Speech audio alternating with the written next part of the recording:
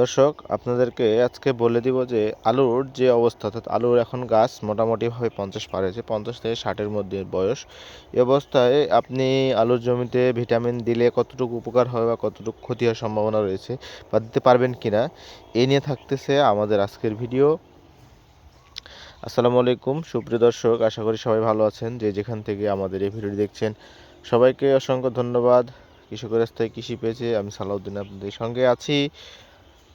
আপনাদেরকে বলে দিব, দেখেন যে এই অবস্থা অর্থাৎ 50 থেকে 60-এর মধ্যে ম্যাক্সিমাম সবার আলু গাছের বয়স। এই অবস্থায় আপনি ভিটামিন দিলে কতটুকু আপনার গাছের জন্য ভালো হবে বা কতটুকু ক্ষতি হতে পারে। এখন বর্তমান যে আবহাওয়া চলছে, আজকের যে আবহাওয়া, আজকে দেখেন যে 24/1/25 এই তারিখে যে অবস্থা আলুর যে আবহাওয়ার জন্য, এই আবহাওয়াটা এখন যা আছে আলহামদুলিল্লাহ ভালো, কিন্তু এটার পরে যে আবহাওয়াটা আসবে, হয়তো দেখা যাচ্ছে যে রোদ, তাপমাত্রা বেশি, এরকম যদি আবহাওয়া চলে আসে, সেই ক্ষেত্রে দেখা যাবে যে আপনার গাছের জন্য এটা ক্ষতির কারণ হতে পারে। আর এই আবহাওয়াটাই আবার ধরে যদি না রাখতে পারে, সেটাও সমস্যার কারণ। এখন আপনাকে যে কাজটি করতে হবে, ভিটামিন দেওয়া থেকে আপনি বিরত থাকুন। ভিটামিন দেওয়ার প্রয়োজন নাই। আপনি যে কাজটি করেন, নিয়মিত আপনি আপনার জমিতে স্প্রে করুন, ছত্রাকনাশক ওষুধগুলি স্প্রে করুন।